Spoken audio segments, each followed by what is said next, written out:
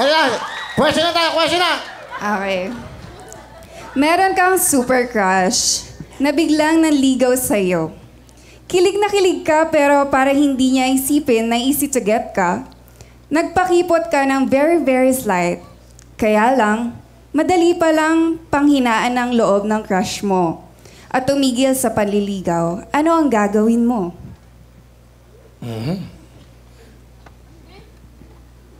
Ang gagawin ko, syempre ako na yung unang mag-move. Kasi crush ko din naman siya eh. Sumunod dito, tatanungin ko kung torpe ka ba? Kung torpe siya, uunahan ko na siya, Will. So, ikaw ba yung millennium girl? Ibig sabihin, moderno ka na. Kumbaga, pag-type mo, okay, sama ako sa'yo. Okay lang. Okay lang, Will. Single naman ako eh, so I can mingle with everybody. Thank you very much, Andre. Nicole Alcaraz from Caloocan. Thank you, Andre. Ito na yung question, ha? Yes. Swerte ng boyfriend mo sa'yo?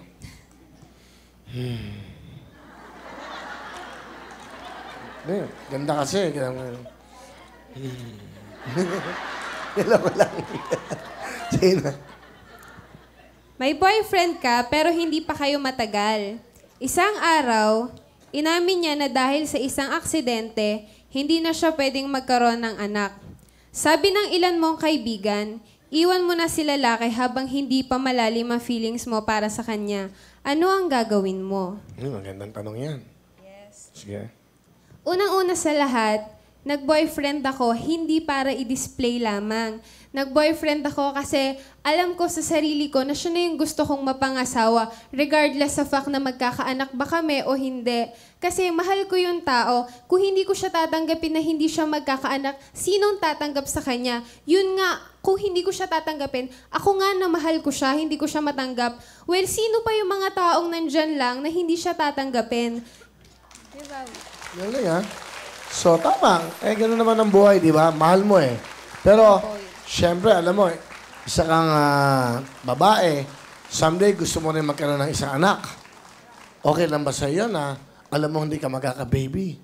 Okay lang po kasi given the fact na hindi nga po siya magkakaanak, mahal ko yung tao, tatanggapin ko yung tao.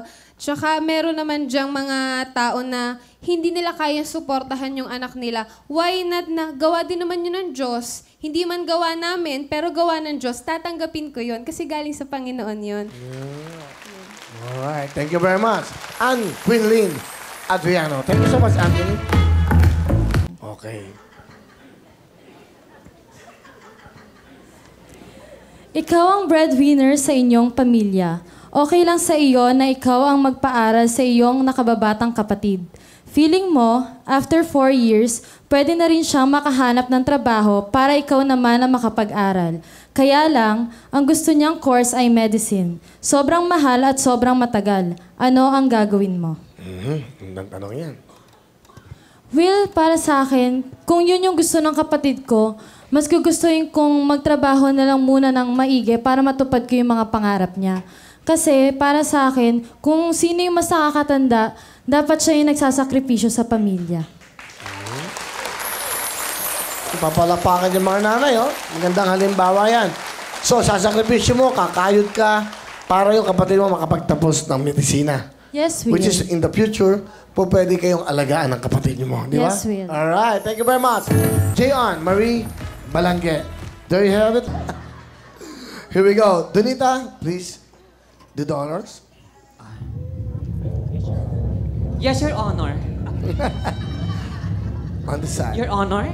To receive.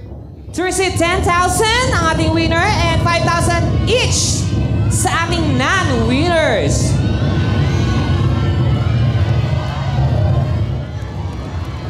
And our Gandang Filipina winner is candidate number...